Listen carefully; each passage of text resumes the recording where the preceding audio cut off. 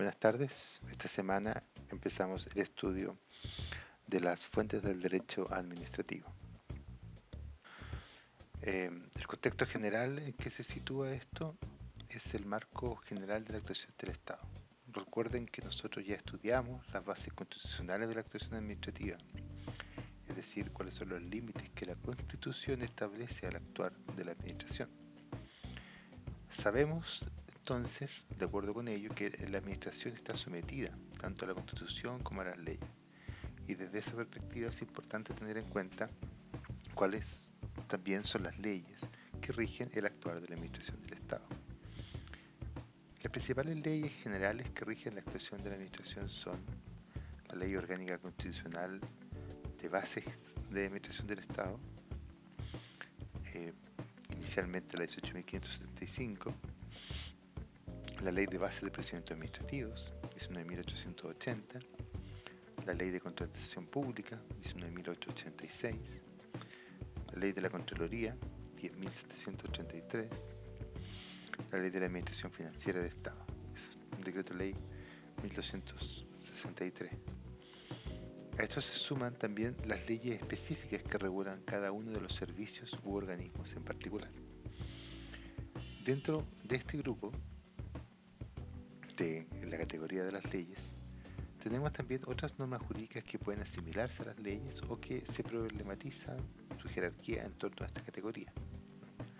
Normas que son inferiores a la Constitución, pero que son superiores a la actividad de la administración pública y que por lo tanto determina el marco general de la actuación de la administración. Estas normas son los decretos con fuerza de ley y los tratados internacionales.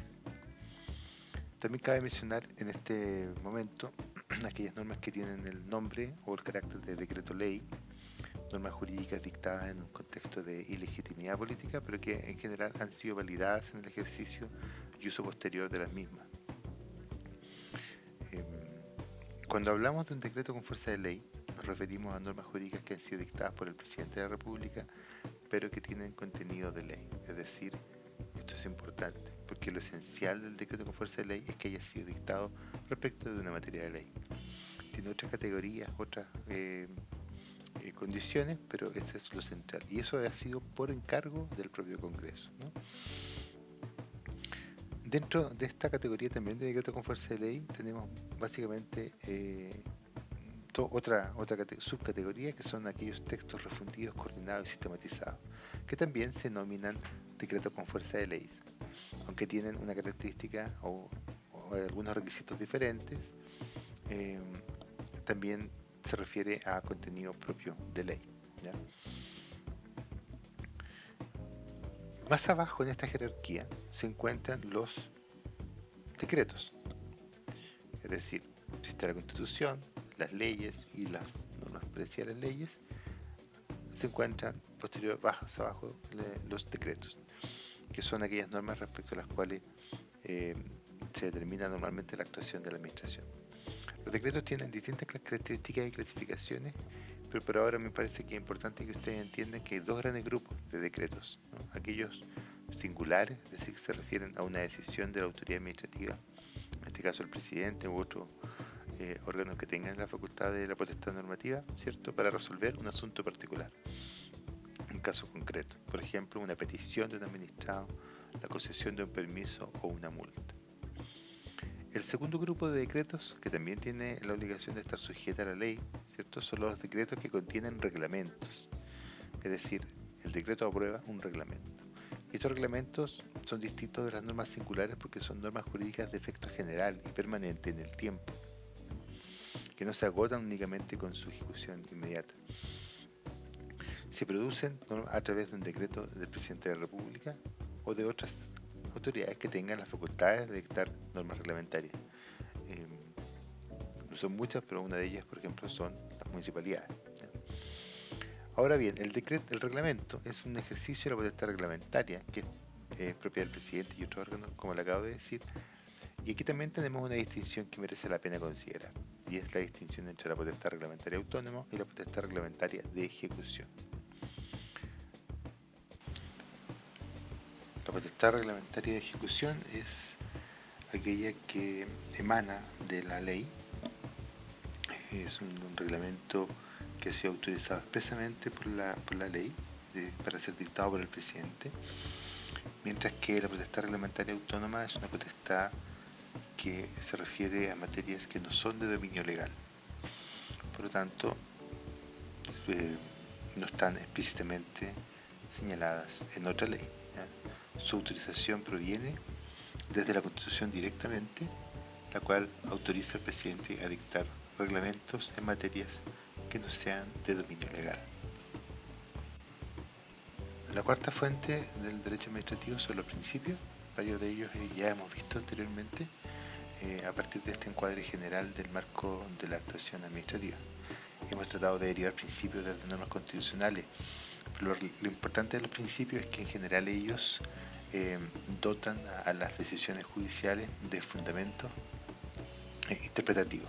Por lo tanto, son ellos los que normalmente recurren a principios para completar interpretaciones en la decisión de casos concretos. Siempre es bueno tenerlo en la mente. Algunos autores han señalado que el derecho administrativo tiene un exceso de principios en su formulación. Eso tiene que ver muchas veces con que varios de los contenidos del derecho administrativo son muy jurisprudenciales, ¿no? Entonces, a partir de decisiones judiciales se construyen criterios que se transforman posteriormente en principios. Y finalmente, la otra fuente es la jurisprudencia administrativa, que es algo que no existe a diferencia de la jurisprudencia judicial. La jurisprudencia administrativa en realidad sí tiene una obligatoriedad, se construye sobre la idea del precedente.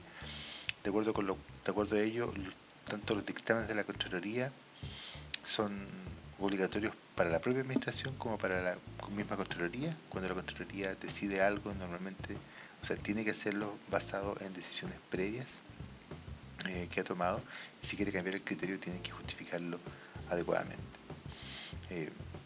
Esas son las fuentes del derecho administrativo. Bien, la invitación ahora para este jueves es que ustedes puedan completar este cuadro que les presento, en la cual me gustaría que identificaran las fuentes que corresponde a cada uno de los organismos que ustedes ya revisaron, ¿ya? En primer lugar, identifiquen si existe alguna norma constitucional que refiere específicamente a su organismo, para luego señalar cuáles son las leyes que lo regulan, ¿no? Su ley orgánica, y puede que haya alguna otra ley que también lo determine, pero una ley específica, porque ya las leyes generales ya las nombramos. Posteriormente a eso me interesa saber si hay algún reglamento de ejecución que esté en vigor, ¿ya? La fuente de esos son normalmente las páginas de transparencia activa, pero también la propia ley contiene normalmente una derivación explícita, una mención explícita a que determinada materia será regulada en un reglamento. Y también me gustaría que buscaran si existen otros reglamentos asociados a la labor que realiza ese órgano, ¿ya? Finalmente, quisiera que buscaran también en la página de la Contraloría 1, 2 o 3 dictámenes que se refieran a decisiones vinculadas al órgano que ustedes han estudiado, ¿ya? Que los completen este cuadrito en este orden. No vamos a ver específicamente el tema de los principios porque, como les decía, eso se refiere a casos particulares, pero lo vamos a tratar a propósito de los casos que vamos a analizar en la tercera nota, en el próximo trabajo, ¿ya? Eso, nos vemos el jueves, que tengan buena semana.